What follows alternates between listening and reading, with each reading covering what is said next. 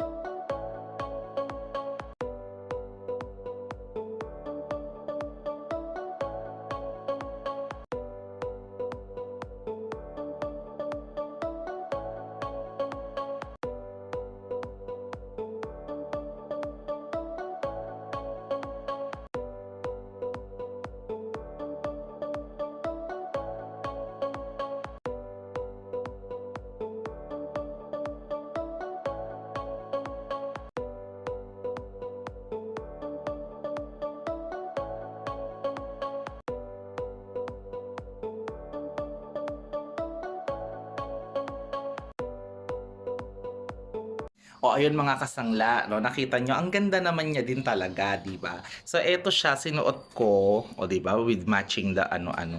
Ayan ang ganda.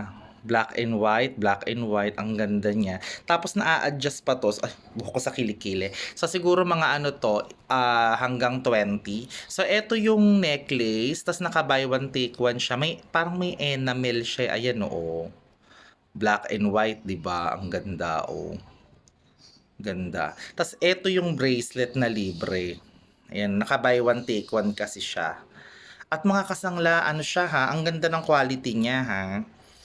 Yung parang ano, parang kung aalagaan lang 'to sa linis, magtatagal 'to at saka hindi siya madaling mangitim at saka 'pag ginanyan mo, ang smooth. Hindi katulad nung ibang mga jewelry na hindi ginto o hindi silver na parang ang gaspang, na parang ang tigas, na parang ewan. Eto ang smooth. So pagka ganito kasi ang jewelry, mga kasangla, hindi siya makate at lalong hindi siya yung mamumula-mula yung ano mo, hindi gano'n. So, ganyan siya mga kasangla. So, ang ganda lang niya, murang-mura lang siya, 379. 379, free delivery pa yun, free shipping. Yan. Tapos, pag nag-place kayo ng order sa kanila mga kasangla, parang 3 to 4 days bago dumating kasi talagang gagawin nila muna yung alahas just for you kasi hindi naman sila naggagawa ng madaming-madami tapos hindi nila mabebenta, malulugi naman sila imbis na yung perang ginamit nila sana sa pagpapagawa na hindi nabenta ay nagamit sana nila sa pagbili ng pagkain at saka pang vet ng mga ng mga aso. So, ire-recommend ko sila sa inyo mga kasangla. Ito, pwede siyang pangregalo lalo na ngayong Kapaskuhan, bagong taon. Pwede siyang pangregalo. Dalawa na mareregaluhan niyo niyan o isang bracelet, isang bracelet, isang kwintas, isang bracelet, isang kwintas. O gano'n, 379 free shipping pa mga kasangla. So, sulit na nakatulong ka pa. So, ito yung tinatawag nating necklace with a cause or jewelry with a cause, necklace and bracelet with a cause. For a cause with a cause. With a cause ako ng with a cause. For a cause pala. Necklace and bracelet for a cause. So, ipo-post ko din mga kasangla yung kanilang FB page para kahit papaano naman ay maka-order din kayo sa kanila. Yes! O syempre hindi to nasasangla. Alam ko dahil sanglaero ako. Yes, bye-bye!